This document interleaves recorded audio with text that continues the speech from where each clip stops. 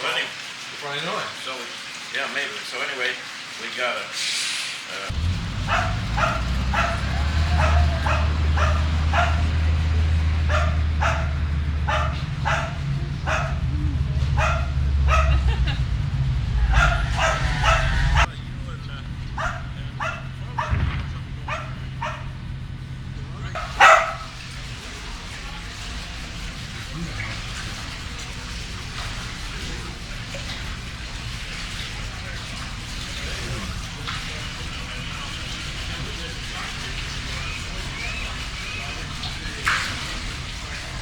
2 years.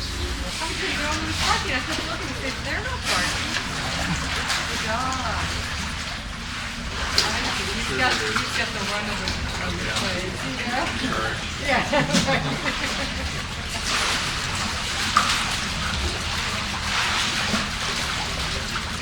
Well, look at them already. I like that when you go up there, because the fishing game, when I was having my arguments with them, that's what all these trainers did. They said, no seal, whatever time.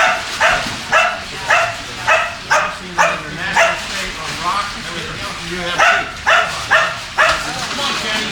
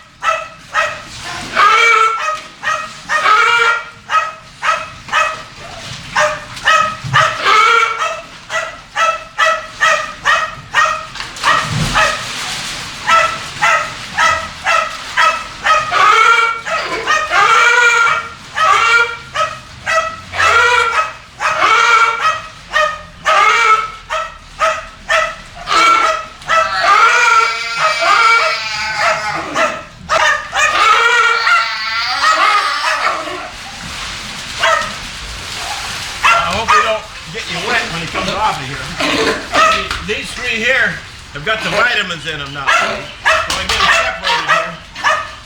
Thunder, come on down.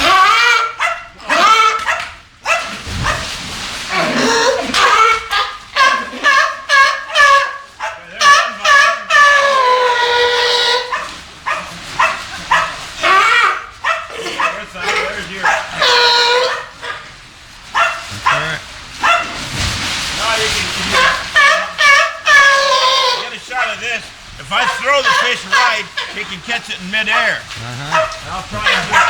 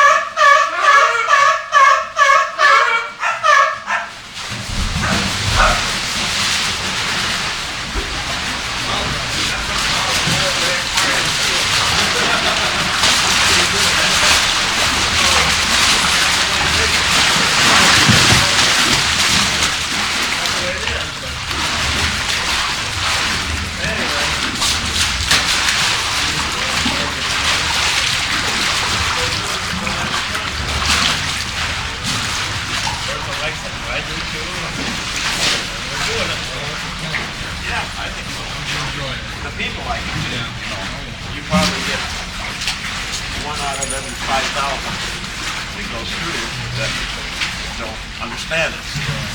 See, these are all rehabbed animals. So you see Kenny was caught in the gill net. Yeah, You see so that scar, Yeah. yeah. But, and these are the kind of seals that can't make it, you know, in the real outside environment. And I tell people that really get upset here, I'm running a rest home for seals. Yeah. Well, it's educational too. Yeah, and there's people, you know, I'll ask some of them, do they have a relative or a friend that's in a rest home? And that's, oh yeah.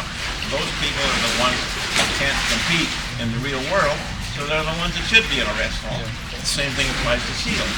Because these guys here were all brought in, you know, half dead.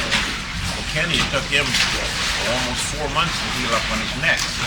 That was open for about 2 inches all the way around there. So it kept him upstairs out of the water so he could heal up. But he's all right. He's fathered 4 pups since he's been in there.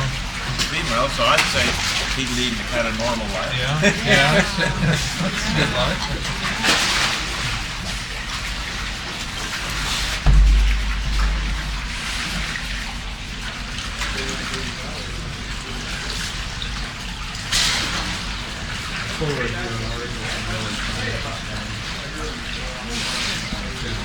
I heard about it. Mark's got a spoiled dog up there. We don't leave him home. She comes down here and she thinks she got to run the animals. And she's got people in the, some people come out and she doesn't. Trying to behave yourself now. I'll come up there and give you a whipping. She's not very worried about that. Yeah, there's been a lot of things that places like 40 years ago. And this chain link fence that was up here, was rough. You see, I get inspected by the USDA, Department of Agriculture, out of Washington, D.C. They'll write me up to the darnest thing. Oh, you never seen a wire like this, Steve. Chain link fence. I got it made down in L.A. Now I got a whole roll up here to put over the top when I get to it. But, Could be pricey. what? Expensive. Oh, yeah, but then again, if USDA comes along and they get too many violations, like these hinges there, they're supposed to be glass. I got written up with them a few years ago. I had iron hinges on there. I put them on, and they now they got some stainless hinges to put on. This is one thing about it. Everybody's a challenge. It's got lots of things to do. Yeah. I got so much to do between now and Memorial Day. I'll show you in fact that we got done yesterday. I don't know whether he's still over there. Well, this is four different kinds of rock, Steve. I just telling him that it goes in this filter here. On the 19th of next month, there's a good tide, and there's 3 or 4 of us here, and I get 4 more guys, and we got to be like the old coolie days. You can't get machinery in here, so I have to take it out in buckets and put it back in buckets. So how often do you have to change your filter? Well, I do it about every 4 or 5 years. Depends on how bad the water gets in the bay. And right now, if you want to get up on there, Steve, go ahead. I pump 140,000 gallons a day. Double filter. But anyway, it's all probably good. And in order to keep it up, keep it warm, after having a 40 days like this, So did you learn as you went along here? He stayed with me for 2 months. Now, I understood the fish and the specimens and everything, but some of the filtering systems that you needed for aquariums I wasn't familiar with. So he stayed with me and then turned me loose, and I've been doing it ever since. You know. So tell us about the history of the site here. You belong to another person. Well, a fellow by the name of Ed Engvall and his son Brady, they were from Westport, Washington, and they'd built an aquarium in Westport that was similar to this, only it wasn't laid out as good as this one, but he'd had experience with that one. And of course, I was around here when he was building it. and you'll see it in this tape. You got that thing going now? Yep. Sound too? Okay, this is a story I like to tell. Do you need mics on this or anything? We're pretty tight. It might work real good. Okay, You so know, with all this stuff back there? So anyway, I had a torch and a welding machine there, and the steel work in here, I did it for him when he was building. oh, you did? Yeah, because we was tied up on the boat here and everything, and so I'd sit around town, not the donut shop and everything. It's in that other tape. I said anybody that would build an aquarium in Morro Bay ought to have holes in his head. See, that's what I said. 2 years later, I had it. I like to tell that story on myself. But, you know, I was fishing and bringing him in specimens. Ernie and I was working, you know, and we were, you know, and his son was taking care of it then, Brady. And so he'd need different kinds of fish. So we'd catch them. I had a live tank on the Cindy. We'd bring him in. He'd buy the specimens. So that'd go there. But anyway, that's how I got started. And then, I ought to tell a story on Bertha. You ought to come here and tell this so I can tell you this story. What year was that? 60. 1960. Yeah. Anyway, if you want to, come on, honey. I was telling him stories about. We should go upstairs. Oh, okay. About in the early. If you're not going to leave, Bertha, but I don't know. Oh, I told him. wondered if you was coming up. Yeah, they're coming upstairs, but he wanted to do something back here. So I just sort of met Bertha a little bit, and I brought her down here, and I was eating at the restaurant. She had the restaurant uptown in Chattahoochee, and I lost the seal.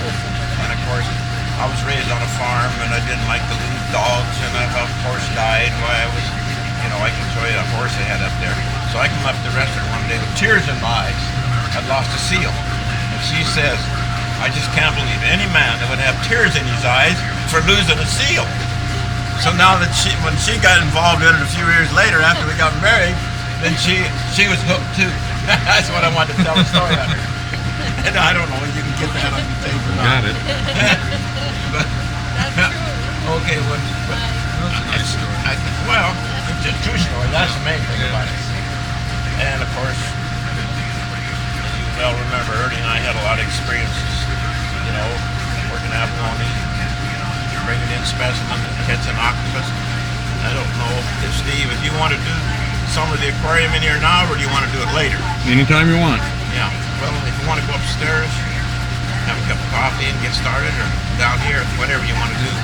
How much time you guys got? As long as we need. Oh, okay. So you guys are both Steves, right? Yes. Right. Makes it easier. Monica. Yes. There were times when I've had arguments with him. I probably shouldn't say this, maybe he won't want to use it. Let's see, he wants to get out with them buckets. Okay. With the powers that be in the city, and of course I know Steve's, you've had some problems with them, and we all have. But I still say there's not many towns of under 10,000. I've only known one, and that was in Depot Bay, and he closed up finally. There's many towns this small that's even got an aquarium. Yeah. And the only reason why this one's got an aquarium is because Bertha and I are so hard-headed. So that's the way that would go. And it's and I've told Rick a couple times that even if we are small and we don't collect big amounts for the admission, it's an asset to the community. Yeah. Because I've got third generation that's coming over here now. You see, they remember me, and I can't remember them because they grow up. But a young man will come in here and he'll say, "Do you remember me?" And I can't remember him. My dad brought me in here when I was like this, and now I'm bringing my kids in. Yeah. So that's rewarding to me. I just feel good about Yeah. that. I get goosebumps on me when they tell me that, you know. Yeah. And it's a nice thing, I think, to be happy. And when I told a lot of the people when I bought it, they said, "Oh, you didn't want to buy it to resell it." Well, I don't have no pension. I never worked where I could get a pension. And I want something to do when I get so that, you know, so I can keep eating. Sure. And of course, now that it's worked out, why, it just does better every year. Last year, yeah, it's the best year we ever had in this area. Whether it's because of the economy or the people, I don't know what the reason is. Of course, my prices are low. Only $2 for admission for adults and $1 for kids. And that's not ripping you off. Pretty reasonable. Yeah, especially when all the good specimens I got here. I like these little plants that are growing here. What's that all about? Oh, it's just some kind of moss. That's pretty good. It's like a little garden he's got right there. Well, being you're back here and you want to do everything, I'll take you to the pump room then. Okay.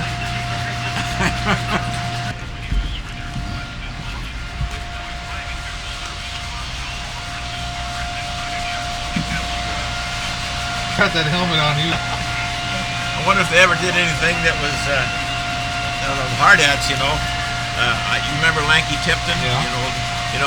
He used to grumble and everything, so I forget what Tender had one time. He caught a kelp fly, but a kelp fly in the pot just before he sent him down. Oh, no.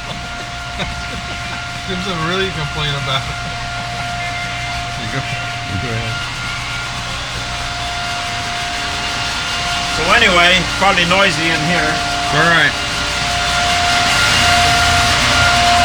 And all of the equipment in here and all the pipes, I put everything in except this short piece here and this long piece here. And I put everything else in here. And of course I've had several electricians coming in here. I've got one electrician that's going to come in and redo all this stuff. Because it's 30, 35, and 40 years old. And of course I've had to add things to it. And I backwash it. I've got a manifold here that I can run the whole aquarium. And I've got 5 pumps, backup pumps, to run the whole aquarium. So I never run out of water. But anyway, I don't know whether anybody's interested in all this or not, but I just thought, these are right there, I ought to show it to you. Most of the aquariums it's a Stark filter, and they build them in Seattle. And I went up to the factory in Seattle about 8 or 9 years ago and went through it and seen what they do. The Seattle aquarium's got them. They've got them in that aquarium in Vegas. I can't think of the name of it right now. And SeaWorld in San Diego's got them.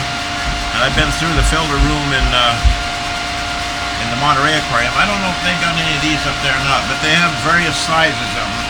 And I've got 2 more over here for spares. I have to change them. So I've got a door on the other side when you make it out. It's got about 1.5 tons of sand in it. It's a great filter. Yeah. It's got a big sight glass here, so when you're running it on the reverse cycle, you can see the mud going through there. Clean it every day, and then when it's clean, they shut it off and run the water. See, when you run it up from the bottom to backwash it, and when it's filtering, it comes down from the top, goes through and goes over in here. But it's just all part of the operation. That's every day you have to do. Oh yeah, yeah. And now that this dredge is silt and mud and bacteria and that black, I went down and complained to Rick once. Well, we got to do it. So. That's the dredge, huh? The dredge kicks all that up on you? Oh yeah. Well, that sand and mud out there probably somebody hasn't been moved, for 100 years. Yeah. When they put this pier in here a few years ago, it was so black I had to stop Reggie when he was doing it, and I made him only dig when the tide was going out, so I wouldn't have all that bacteria. It just wiped it. You could get into that black stuff, and if you had a little cut in your cuticle, you put your hand on it, just like acid, But like I said, you got to have an old guy like me running around here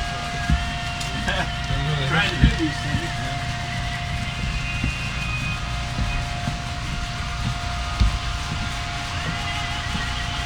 Anymore. No, I didn't. Yes, I do. I House grew up Rudy's, down yeah. there. Oh, you did? Yeah. Well, I got acquainted with those guys early, and I've got a specimen over here that I got from Marineland. He's about 20 years old. You gotta find him. He's the darkest moray eel.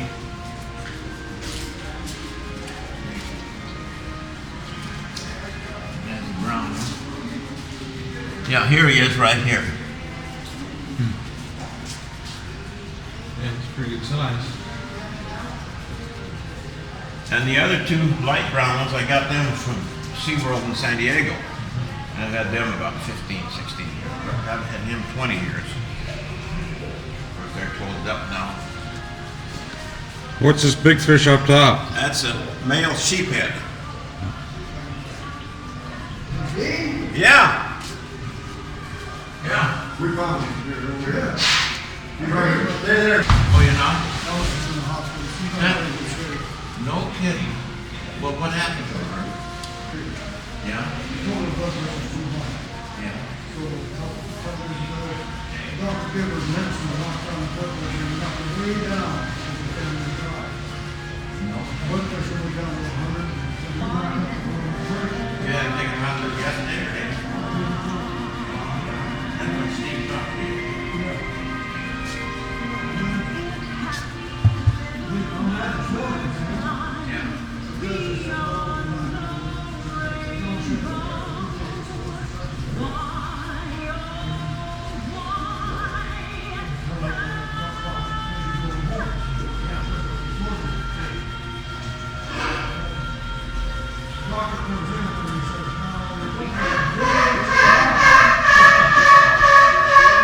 And I fished together. Yeah.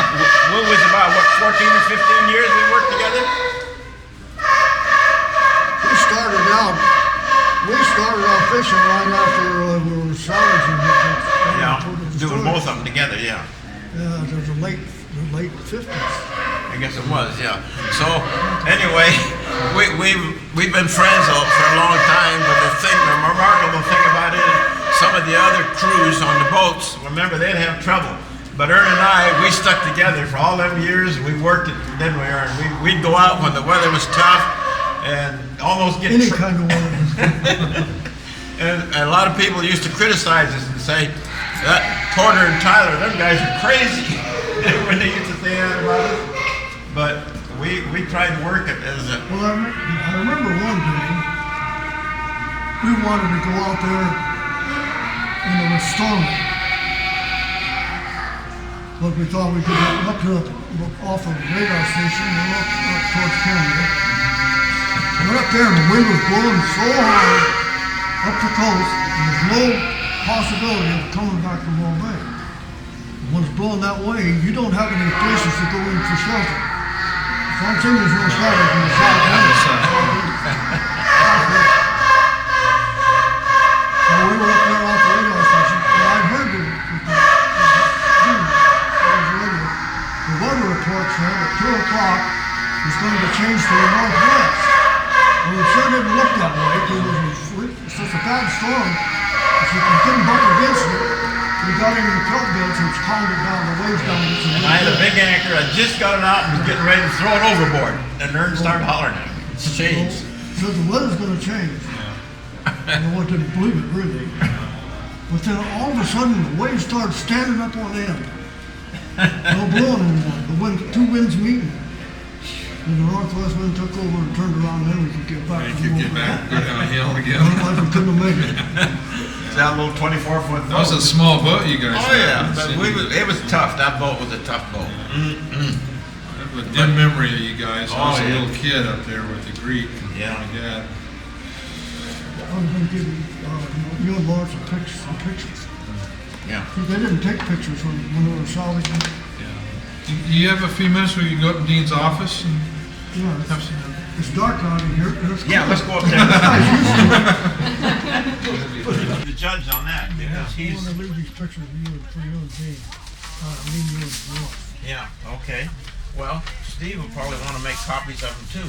Mm-hmm. Well, Don't sit on them here. You know what I've got? I've got a color Xerox machine. That's you. That looked like you. That was when I was a burrhead. That's when I met him. He was like that. When I met him, that's the way he looked. in ¡58. Yeah, we all look Doesn't like he that. look in better? 58. And there's David Thomas. I just 11. Let's see. Let me see this. Dave and I are about the same age. Oh I had my. something else that Wow. I couldn't. What is going on here? I realize they're all about Have you 20. seen all of these or not? No, I haven't seen these Yeah. It yet. didn't last. I Well, don't remember what these are. sit down, man. Make them dogs move. Come on, Tana, get off of there. There's a little one under there. No, she's not. Come on, Tana. Oh, they don't sit on Is that a bag filled Yeah, with that those are called Barney bags, but Barney said they weren't named after him. They just No. somehow they That was the name got of that it. name. Yeah. Yeah, I don't know how that name Fix that up, arrived. you know? Well, on the back here, actually, it has some Well, description. you got another picture Well, there. these were some small ones. Oh. Yeah, There's another one. but this is Not the all Black the Fleet. pictures. This was Barney Don Clancy's. Gallagher Please on vote. the ladder. I'm Monica Hunter. I'm very pleased to meet you. Well, Ernie, if you're, You can't stay if we take good care of them, could we have this one to make a copy of it? This good colored one, but guarantee you, be sure we won't lose it. Is this the only one you got, isn't it? Or have you got another one of these? I thought I had a small one. Here. Take them Oh. up to. What we'd like to do is take them over to AGP and scan them and bring them right back. We can have them back here this We'll make sure. afternoon. There we are. Dean gets them back. I got the pictures. That's the same We can make an enlargement off of this, I guess. You know what? I wonder if Mills would. They make color Xerox.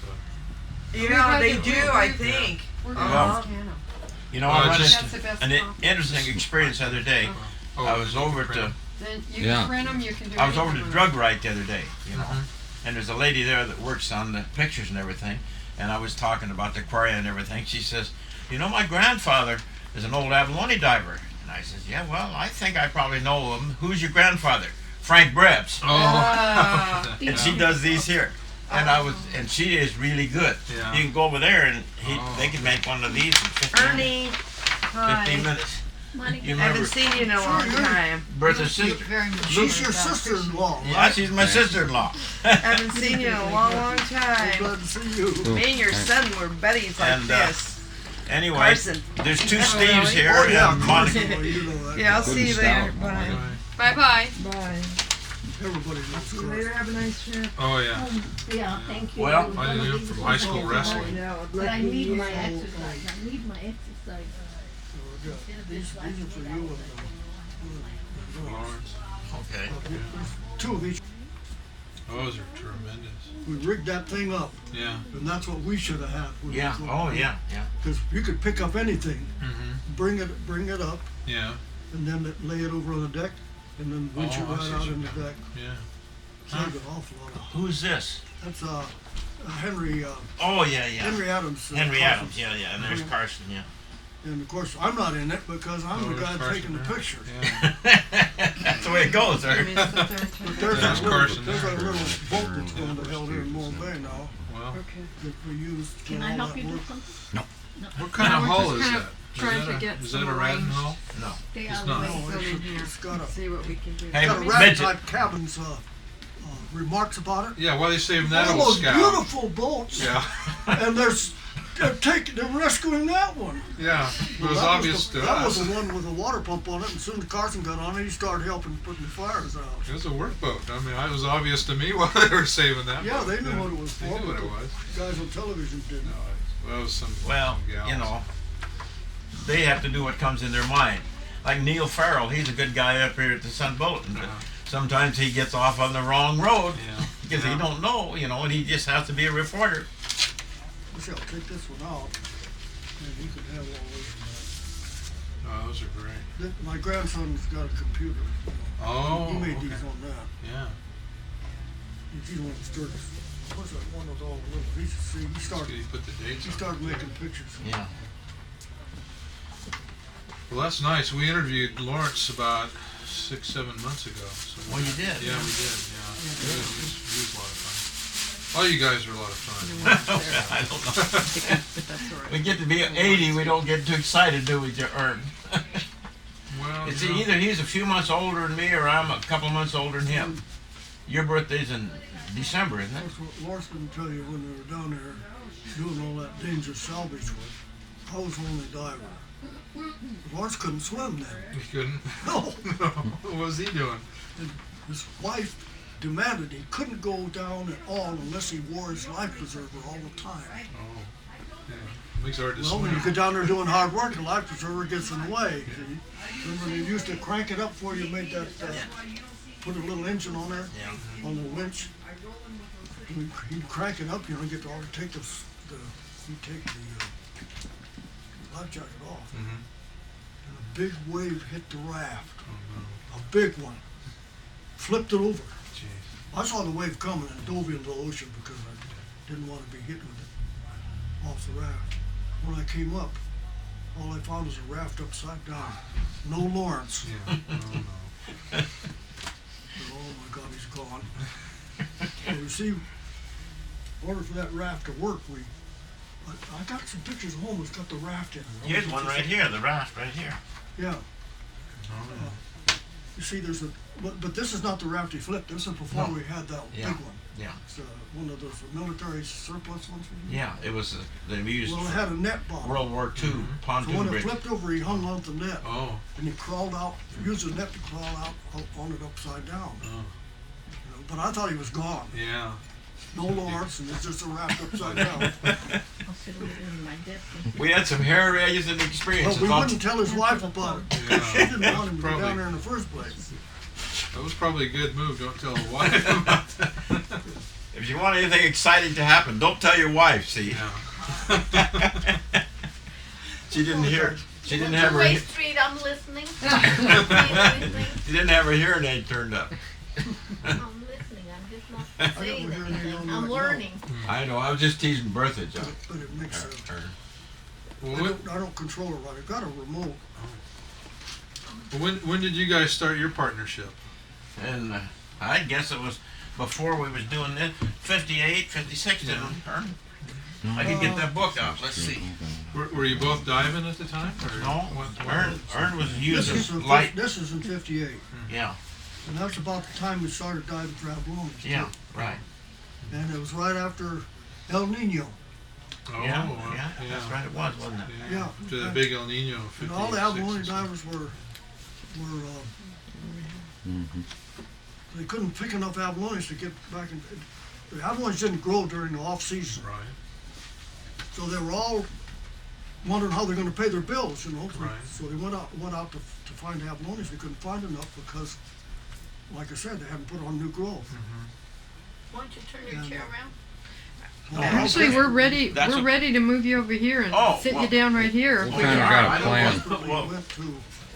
why are we going to do some more? We got Oh, you want to get pictures? Well, if Oh. we can sit Yeah. the two of you down here before Ernie has to leave, and Oh. get Steve to sit down and do the more. Steve's got some actual questions he wants to Yeah. ask. Well, Yeah. is this too close for your camera or anything? No, this is gonna work. He's pretty good at That's what why I he set it does. up like Yeah. that. New missiles. He's had a cool. lot of experience with And they all the run you with off harbor the advisory area, and all area that kind of Yeah. things. He's been Run doing away it from for a them. long time. He's the one I got copies from. And when they I wanted all the copies. good weather. Oh, of If you course. could only work down there in good weather, Of course, yeah. and they wanted all the good weather. We do volume. To Yeah. use for their missile. Of course, the missiles they I thought you built a wanted to lot of turn them, that they didn't chair do around favors and where you so on. Well, your desk. But they never tell us about it, and it was ruining our chances going down there and making any. We'd go down there and wouldn't let us in stuff. So Dean says, well, why don't we start diving for abalones the days you couldn't go? Yeah. And that's how we got started. Oh, I see. I thought, wow, making pretty good money off salvage, you don't want to follow those abalones. I didn't. no. But then he convinced me, and it turned out to be pretty good. Yeah. When we first started, I tried to tell him that, you use a basket and a line, he'd want to bring every bag up, see. And I finally got him used to calling for the bag, on the line. And so then when he'd give me 2 on the hose, and down it would come. And after that, boy, if I didn't drop it right close to him, if he had to reach too far, he'd give me a little ration. You know what? You got to watch out for divers when they're on the bottom. Because they build up blood pressure. Yeah. It's easy to make them angry. Right. We want to keep them down there. Happy. I worked with Radden for a while. Oh. But Well, just- keep them on, it's like, for example, the time that counted Didn't come in. on your day's work was the time you spent on the bottom. Right. Don't make any The money up rest all on top. developed up too, but if you don't spend time on the bottom, Yeah.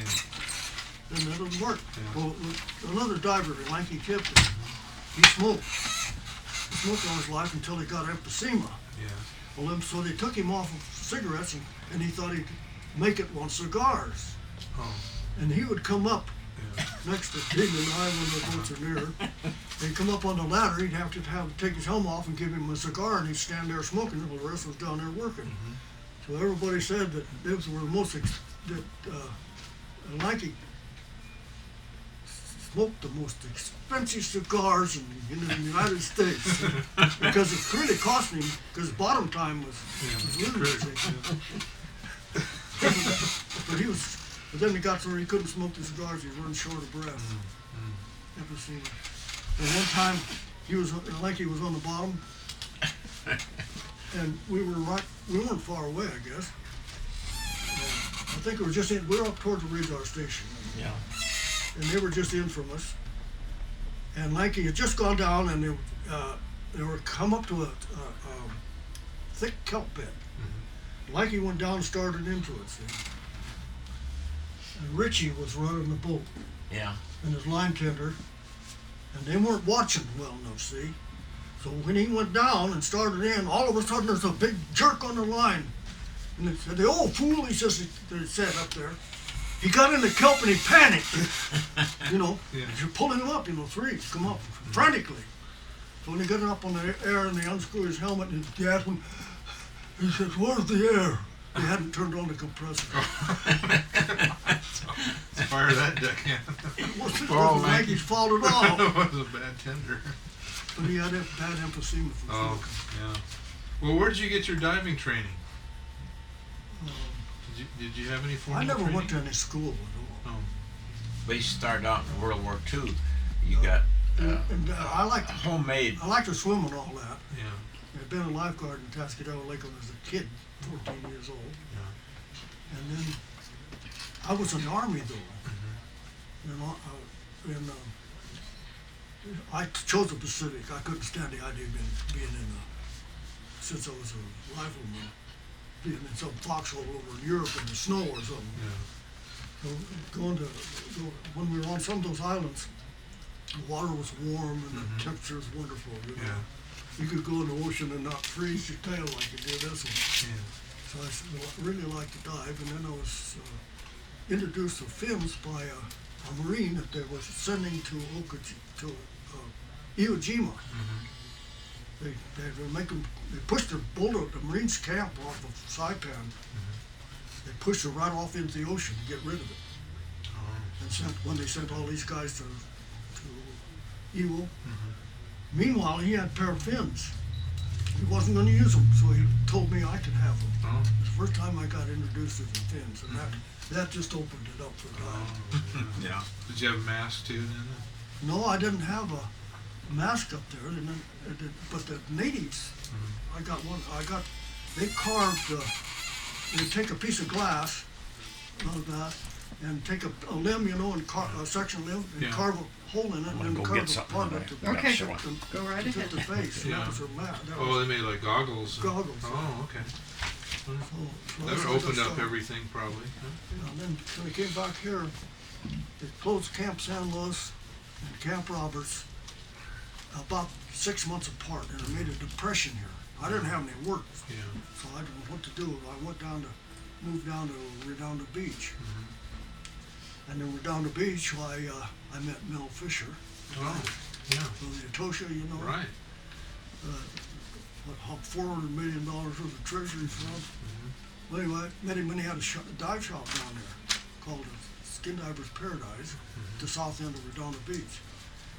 And I was free diving up until then, but I could see this guy, other guys, that scuba was all new. Yes. Well, another time, a Marine Navy diver had a diving class in Wilmington. Ernie Cross. It's Yeah. taught diving to many hard hat divers. And because it's new scuba diving had started, why he started a business in scuba diving too. But he didn't like it. He was an old hard hat and hot-headed about it. Yeah. So he sold out, half price. That's where I first started scuba diving. I bought tanks and stuff from half price. Nice. And Mel Fisher, the only cost it was, you say you got any training, was we would go to Hermosa Biltmore pool. Yes. It cost $3 to get in the pool, Right. and you put in shallow end, you put this equipment on, you walk over into deep end, you know, to learn how to use it. But it cost $3, and the only training we had was showed us how to use the breathe out of the mouthpiece. And in those days, it didn't have a valve to stop the water from going back in from the outlet, going back to your mouth. So you turn turn your head towards the air side, which is on the right, and breathe. You could breathe air, but if you had water in there, you'd blow the water out down here. But if you stood up this way, you couldn't blow the water out. Oh. Well, they perfected that, but still, from Fisher's where I started diving, then the wreck diving, he was all great for that then too. And he would charter a boat out of Wilmington, out of San Pedro, Yeah. and go way down past Catalina down to what they call Cortez Banks. It's Yes. way outside of Santa Clemente Island. They said there was treasure ships down there, see? And we didn't find anything. And we used up all our groceries, and we about starved just before we got back. It cost us so much a piece to go down there. I think it was $20 a piece for each diver. And decided, well, he didn't really want to find wrecks. He was just making money off these trips. Oh, I see. Clever. So when he started hunting for the Atocha, sent me a letter to go with him. Yeah. Oh, nothing doing. This is one of his pet projects. Well, it was sensible off of, I can understand later, it was sensible off of Cortez Banks not to have us find a wreck, because all those divers, if they found a wreck there, they wouldn't come back on his charter boat or anything again. They'd come Right. back on their own. Sure. So About what years was that, Ernie? that was in the early 50s. Oh, early 50s. Anyway, after that, things got better, and I moved back home from up there. Yeah. And I always wanted to look for those destroyers. Oh, I've yeah. heard about that. Yes. That's when I started diving into the destroyers. And I had all kinds of experiences. And then, wasn't doing so hot, was getting something. Yeah. And then Lawrence Thomas had the Hornet, which is was a shrimp boat, wasn't it, Dave? Yeah, it was a heavily northern-built shrimp boat. And we covered up all the coils and everything in the big hold. He said it could hold about 10 tons of that brass. So, after protecting them and everything, then Dean did most of the dirty work of loading all that brass and then bringing it up. We had to pull it up on the raft, because couldn't bring the boat in where you want to pick it up. Too shallow. Too dangerous too. You lose the boat. So we used the raft, and we transferred onto the raft, and then they'd go to the boat and transfer it onto the boat. And sometimes in that sales yard here, we'd have 50 tons of this stuff. Before the aquarium was built here, we had it stacked up in the back. Yeah, and then what Brady and what's his name that built the aquarium? Ed and Brady Engvall. Ed and Brady. So how many years did you spend salvaging? Was it 2 or 3 years? Something Yeah, like that. I don't remember, no, for sure. And do you know how many total tons you actually salvaged? No, we didn't keep any record of that. We started out without any salvage rights at first. Nobody had any. Yeah. And we didn't understand. We couldn't get any. First we tried. Lawrence wrote letters to the Navy trying to get salvage rights. And they wouldn't answer the letters. Until one registered letter they got tired of it, and they answered it and said that the destroyers had sank in 1923, and in 1925 they sold the salvage rights to a company in Oakland, so they no longer owned it. The destroyers. In other words, they relieved themselves from it. Yeah. But what we didn't find out till many years later was the Navy had made a deal with the salvage company. You pick what you can off, and then you blow it all up. They didn't want the public seeing those destroyers as they went by on the train every day. Lots of train traffic then. They could see those destroyers out there, and public complaining about it. So the Navy had them blown up, so they're just junk piles when we started looking. Not ships sitting there. So you didn't actually see the entire ships. No, just only in pictures. Ourselves, we saw the ship on the bottom blown up. I didn't. Well, did that help your salvage operation then? Because you had smaller pieces or? Sure, we listened to all the stuff, and Thank you. I Thank you. thought, my God, the ocean is really something. You can tear a ship up like this, but it wasn't the ocean that did the dirty work. Yeah. They turned it into a scrap pile. Well, some of these photos, and later photos, I see Carson in there. When did he start working? That was on the This was propellers. later. This Yeah. was up in the 70s. Yeah. When we built this barge, and then over here in Malt Bay, where is it? Yeah. Yeah. We built this barge, and the only thing I thought we did was ingenious about it was we made that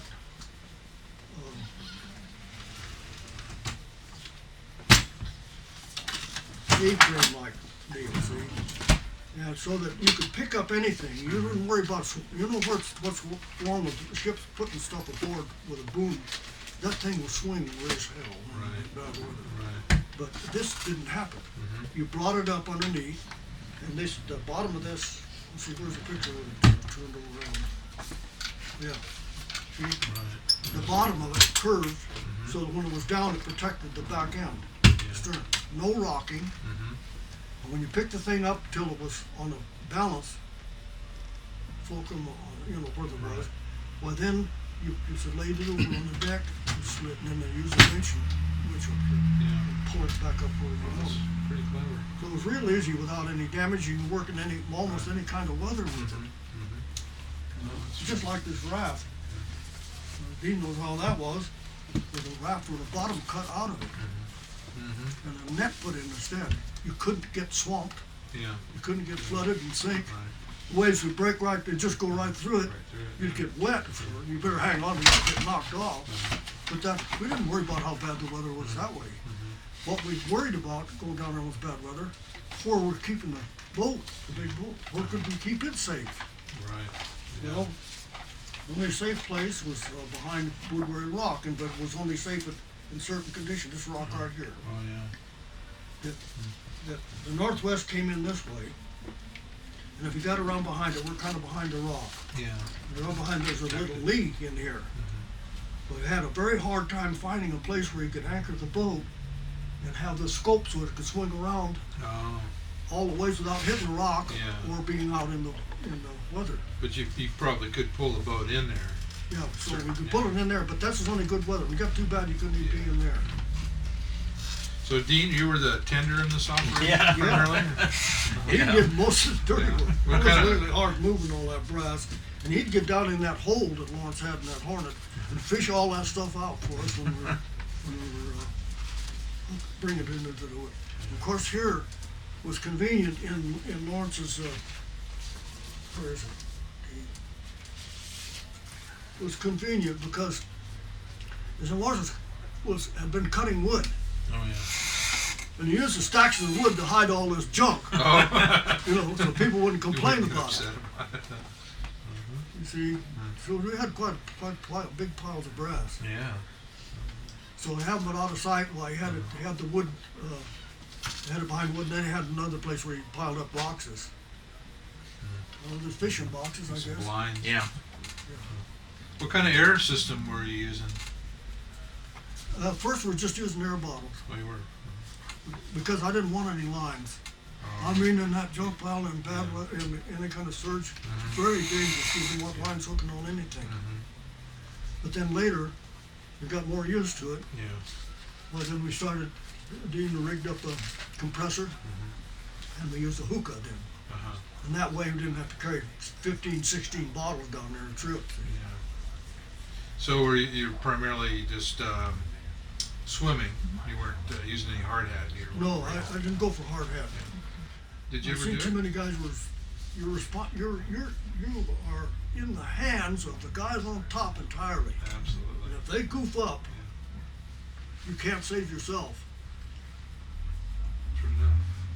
And I just loved that. And he rigged up a quick release so that if they got into a place where they couldn't pull me back, Yeah. I just pop it loose and swim out myself. It's a good thing to have. Yeah, that worked Everybody out, uses that that worked now. out a lot more safe than the old method. Did you have any kind of lifeline on you at all? No, it didn't. No, Just air hose? just the hose was pretty good hose though. Yeah. Oh, yeah, we communicated real good with the whole. Yeah. And he could pull me in. He could pull me in with holding a big load of baskets and everything. We even had a signal for when the fishing game was coming. Oh, of course. Yeah, so Poor old he'd Goodrich. haul me up when the killer whales would go by too. Oh. We didn't, we didn't know much about them, didn't trust them. They never bothered us. So we just get up and went on, go by, and as soon as they go by, go back down. Well, tell us about the Cindy. How did that come about? I bought a Navy surplus in San Diego, Oh. and I ran it all the way up with no house, no cabin, just a piece of canvas over it. Uh-huh. You had an The old- Navy launch of some kind? It was a plane rearming and personnel boat, that's what they call it. Oh. It was a good, tough boat. Yeah. It almost drew 4 feet, drew 44 inches, see. It was a deep keel. That was a good boat. Yeah. It was a tough boat, too. But it was a relatively small boat for that era, except that the fishery was really changing in the late 50s. Yeah, I guess it was, but And guys going We've- from heavy gear to we had swimming. 50 dozen on it a few times. That loaded her down pretty good. Yeah. Where were your favorite spots that you worked? Yeah, I know one was a favorite spot. It was only good for about 2 months. We used to go up above San Simeon, between there and the lighthouse. There was a reef that was way out beyond all the rest of them. Yeah. And it came out of about 70 or 80 feet of water on the ocean, on the shore side. I don't know what it was on the other side. I don't think Dean bothered measured it out that far. He had a little I had a depth recorder, yeah. depth of I had cover. So Yeah. we'd fight. tape. So it was good for about, like I say, good for about a couple months, and then that's the end of it. Yeah. But it was just loaded with abalone and sea urchins, and the rocks were full of caves and holes, all over. Good habitat for abalone. Great, but it was very hard to pick them. If you reached down in a hole to get something, there's a sea urchins nailed it. Oh yeah. So it was slow picking, but we could guarantee a certain time here we'd go up there thinking, well, nobody else is bothering it. And guarantee about a 20 dozen a day. Yeah. For each day we'd be up there, and then it was only about 200 feet long or something like that, the reef. And I forgot how wide. But then they would pick them, then you start looking. Yeah. So then we'd quit it, come back next year, expect the same things. And it was good until sea otter moved down there. There were good thick abalones, too. Remember that? Art? Got good poundage out of We it. had practically no competition. Yeah. You know, while we were there, we got in a sea otter controversy, you know. Yeah. When that happened, they were going to have an inspection to see about sea otters, and they used the big N.B. Schofield Fishing Games Yeah. Yeah. research vessel, and they had along what was the one that Glenn Bickford went on, and The walrus. Pinky, the mollusk. Yeah. They had them. They had left the N.B. Schofield in San Simeon Bay, and took the mollusk up around to check on the sea otters. Yeah. And they'd gone up past where Dean and I knew there were sea otters out there, because we saw the sea otters' devastation of that reefway out there. And they were hot about that. Well, they went past that and went on up to Beckett's Reef to see the damage that was up there. They couldn't find any abalones. They couldn't find any sea otters up there either, see? And they hadn't seen any on the way up. And Dean and I knew there were sea otters up there. So we followed. Yes. You know, we weren't, We let him. we were looked upon as somebody just as soon stay home as far as they were concerned. Right. But we followed them up there, and then we stopped on the reef, and I dove down to see where we saw sea otters, and they moved over into the other kelp from us from that reef. They're kelp further in, and we saw sea otters. And did I dive right there? Maybe I didn't. We went on up then to meet them, and they were coming back. Oh. About where Whale Rock is there. We met them up there. And told them, did you see any sea otters? They didn't see any. So, well, come on back down, we'll show you sea otters. Yeah. They couldn't find them themselves. So when we came down there, they could start sea otters. Well, they found out why you can't count them.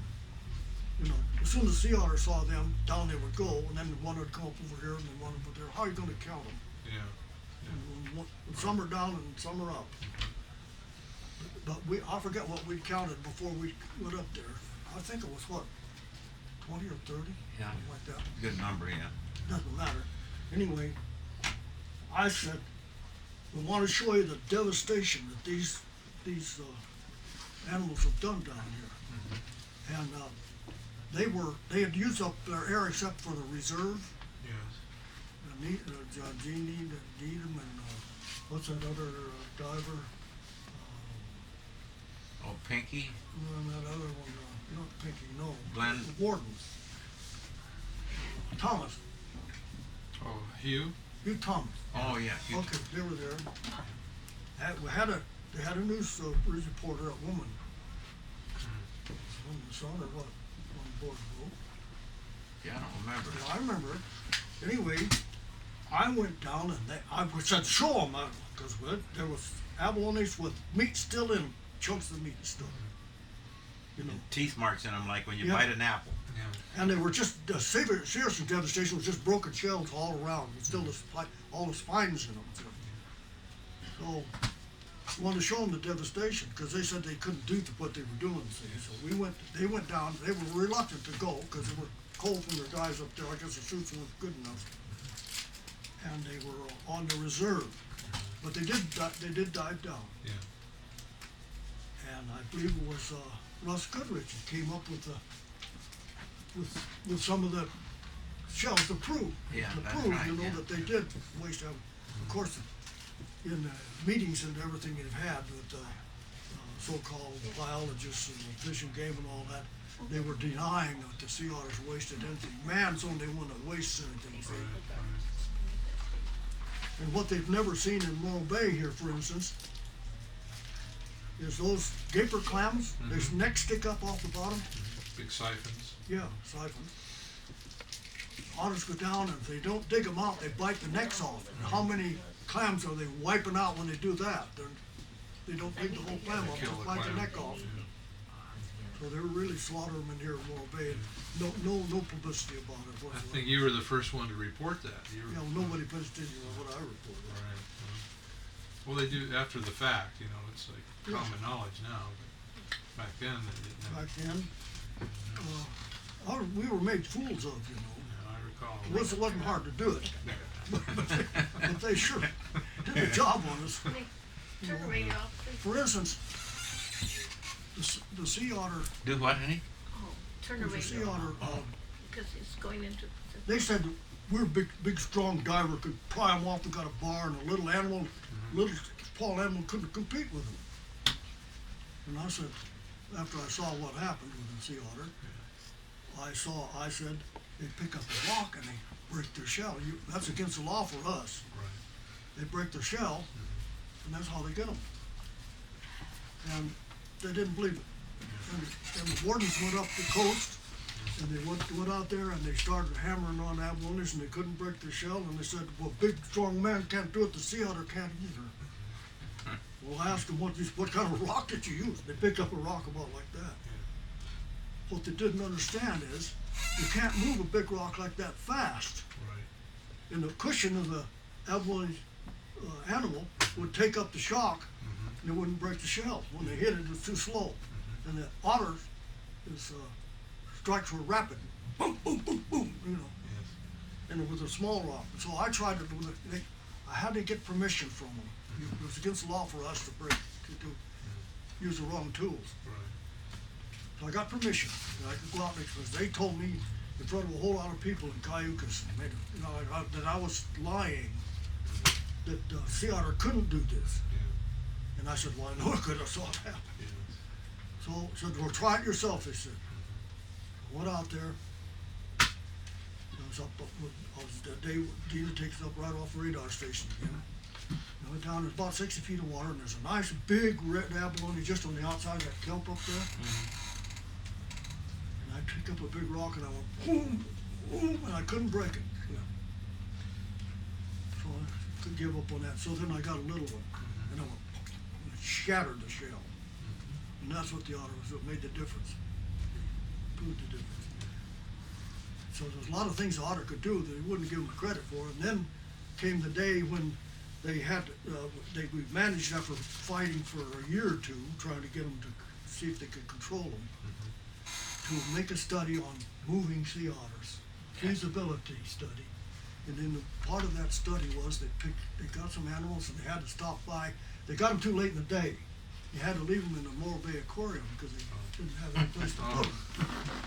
So this is opportunity for us to feed them, Yeah. just to see what they can do, see? Right.